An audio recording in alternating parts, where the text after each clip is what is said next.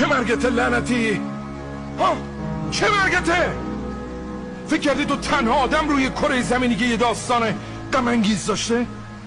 منتظری بهت مدال افتخار بدبخت در این آدم زمین رو بدن؟ میخوای برش چیکار کنی رفیق؟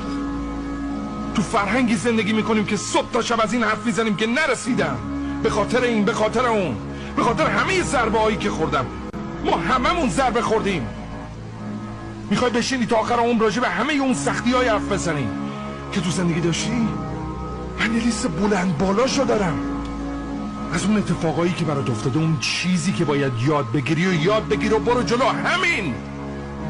نق نزن، دهنتو ببند، فقط برو جلو. تموم تمرکزتو گذاشتی روی چیزایی که نمیتونی تغییر بدی. این چه کمکی بهت میکنه ها؟ چی کار واسه آیندت میکنه؟ از بچگی یاد گرفتیم داستان زندگیمون ما رو ضعیف میکنه. تموم اون دلیل اینه که ما اونجایی که میخوایم نیستیم. ولی واقعیت اینه که سختیایی که داشتیم همون چیزیه که به ما فکر و دیدی میده، که بهش احتیاج داریم، که اتفاقا اون چیزی بشیم که میخوایم بشیم. هر کی به هر جایی رسیده کثافت رو بغل کرده.